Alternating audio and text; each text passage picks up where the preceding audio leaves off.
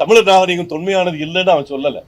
மத்திய என்ன கேட்கிறான்னா, எப்ப மாநில அரசாங்கம் 5 ஆய்வுகள் செஞ்சு ஒவ்வொரு முறையும் அவங்க வந்து ரிப்போர்ட் இது பண்ணி அந்த இடத்துல இருந்த நாகரிகத்துல ஃபேக்டரி இருக்கு சார், பிரிக்கு கட்டுற ஃபேக்டரி, அந்த ஃபேக்டரியை வச்சு அதே திருமங்கலம் தொகுதியில் இருக்கக்கூடிய பக்கத்துல இருக்க திருமங்கலம் தொகுதிக்கு ஒரு ஃபேக்டரி இன்னைக்கு வந்து அலுமினியத்தை செங்கல்ல இணைச்சி பண்ணக்கூடிய தொழில்நுட்பம் அன்னைக்கே தமிழுக்கு தெரிஞ்சிருக்குன்னு சொல்லி இன்னைக்கு அதை பிராண்ட் பண்ணி விற்கிறாங்க.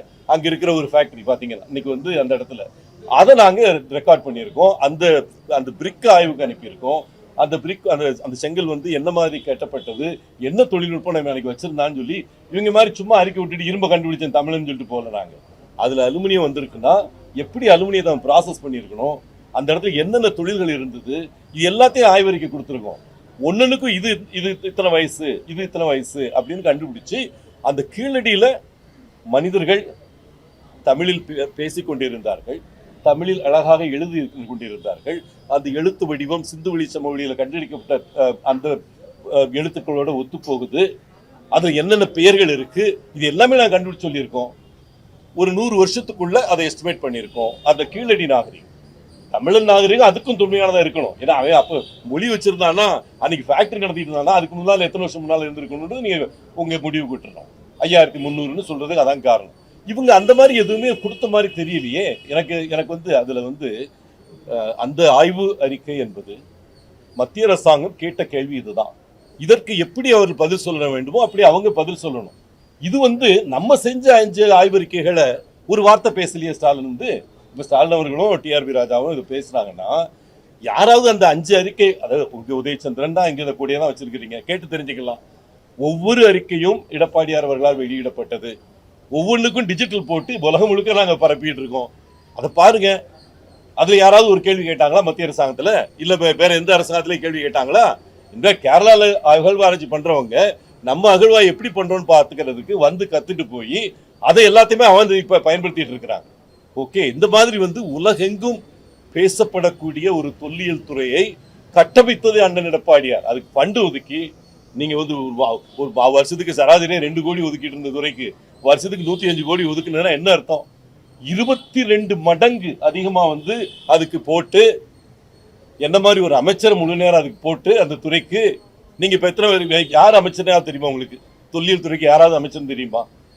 தெரியாது. ஏன்னா அந்த அளவுக்கு வந்து ஒரு தங்கந்தனது ஒரு ஆர்வத்தால ஒரு சைட் ஒரு அடிஷனலா வச்சிருக்காரு. அவருக்கு ஏற்கனவே இருக்க துறை 2 பெரிய துறை இருக்கு.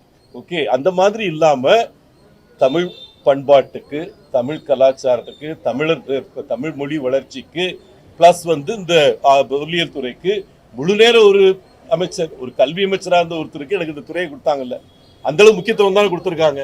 கொடுத்தது அதுக்கு ஃபண்டு ஒதுக்கியிருக்காங்கல்ல. நீங்க அது ஏதாவது பண்ணீங்களா? இன்னைக்கு எவ்வளவு சார் ஃபண்டு ஒதுக்குறீங்க கேளுங்க. உங்க ஸ்டாலின் அவர்கள் இது இருந்தா சொல்லட்டும், சொல்லிட்டு பேசட்டும். இது வந்து ஸ்டிக்கர் ஒட்டுறதுடைய உச்சகட்டம். ஏதோ வந்து பண்ணிட்டு போவாங்க, குழந்தைய பெற்று கொடுத்துருவோம், நீங்க பேர் வைப்பீங்க. இது என்ன கொடுமை? அது அடுத்த வீட்டுக்காரன் பிள்ளைக்கு பேர் வைக்கிறது முறையா? இது வந்து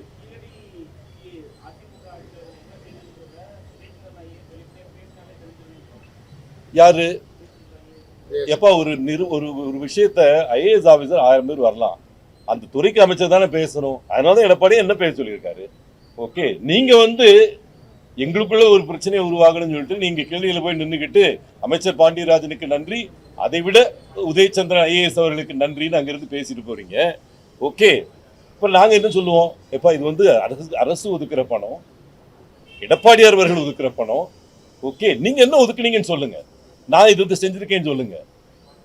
இரும்பு வந்து தமிழன் கண்டுபிடித்தான் என்பது எவ்வளவு முக்கியமான ஆராய்ச்சியோ அதை விட முக்கியமான ஆராய்ச்சி உலகத்திலேயே முதல்ல மனிதன் நடமாடிய இடம் பற்றப்பெரும்புதுன்றது.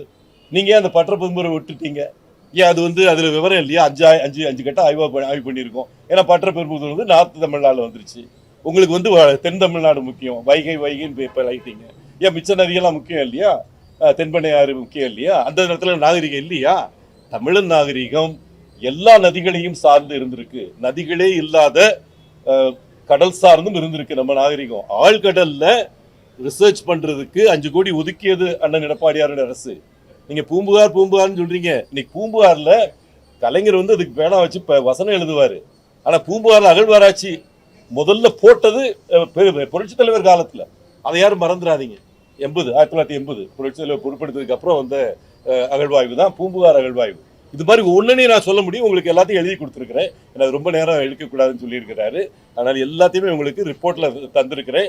என்ன கண்டுபிடித்தோம், எத்தனை பொருட்கள் கண்டுபிடித்தோம், அதை எங்கே காட்சிப்படுத்தினோம், அதை எப்படி வெளிச்சத்துக்கு கொண்டு வந்தோம், எல்லாம் செஞ்சதுக்கு அப்புறம் இன்னைக்கு நீங்க கீழடி என் தாய்மொழின்னு எடப்பாடியா சொல்வதற்கு உரிமை இல்லாமல் யாருக்கு சொல்ல உரிமை இருக்கிறது உரிமையா கேட்கிறேன். நான் அமெரிக்கால இருந்து ஆஸ்திரேலியா வரைக்கும் இருக்கிற தமிழர்கள் 6000 பேர் இருந்த இடத்துல கீழடியை காட்சிப்படுத்தியது அண்ணன் எடப்பாடியார் அவர்கள். செய்திகளை உடனுக்குடன் தெரிந்து கொள்ள கீழ்கண்ட கேபிள் மற்றும் டிடிஹெச் நெட்வொர்க்குகளில் எம்நாடு செய்தி தொலைக்காட்சியை காணுங்கள். பாதகம் செய்பவரை கண்டால் நாம் பயம் கொள்ளலாகாது பாப்பா.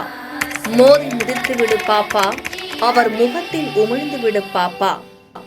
அண்மை செய்திகளை உடனுக்குடன் தெரிந்து கொள்ள இணைந்திருங்கள் எம்நாடு தொலைக்காட்சியுடன்.